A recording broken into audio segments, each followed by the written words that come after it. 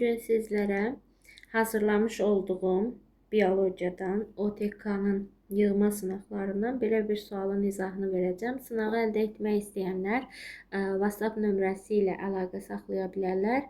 Hansı ki, sınaq minimal ödənişlədir. Tam 30 sualı əhatə edir. Maraqlı olanlar üçün əldə edib işləyə bilərsiniz. Gəlin baxaq 5 nömrəli sualımıza. Deyir, qrafikdə 2 evli çiçəkli bitkidə cinsi çoxalma zamanı spermlər ruşem kisəsinə daxil olduqdan sonra kisədə hüceyrələrin sayının dəyişməsi göstərilmişdir. 0 T1 zamanı intervalı üçün doğru müddəaları müəyyən edin. Həm ata, həm də ana diploid bir bitkidir.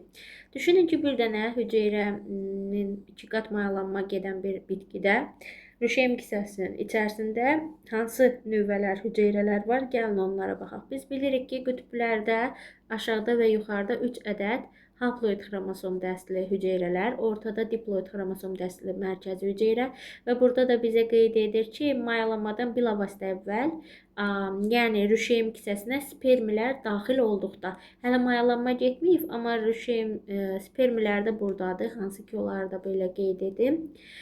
Fikir versəz, burada nə qədər hüceyrə var? Gəlin sayaq. 1, 2, 3, 4, 5, 6, 7, 8, 9. Fikir versiniz 9 hüceyrə var. Elə burada da qeyd edib. 9 ədəd hüceyrəmiz var bizim. Əgər burada mərkəzi hüceyrə ilə spermi birləşərsə 2 hüceyrənin yerinə 1 hüceyrə yaranır. Bu zaman hüceyrələrin sayı 8-ə. Daha sonra isə mərkəzi spermi ilə yumurta hüceyrə birləşərək hüceyrələrin sayını bir dənə də azaldır və cəmi 7 hüceyrə qalmış olur. Tam 2 dənə hüceyrənin mayalanması getdikdən sonra. İndi gəlin baxaq. Deyir, ruşem kisəsində haploid xromosom dəstinə malik 8 hüceyrə var.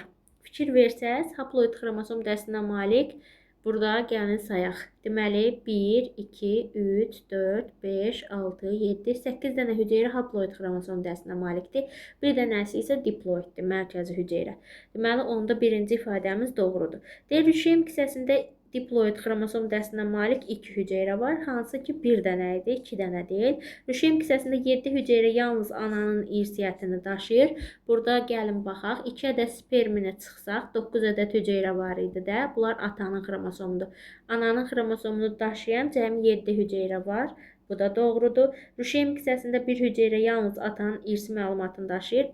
Bir hüceyrə yox, 2 hüceyrə daşıyır. Ona görə bu da yanlışdır. Bizdən 0 T1 anına, yəni bu mayalanmadan əvvələ uyğun olan doğruları istəyir. O da 1, 3, B variantı.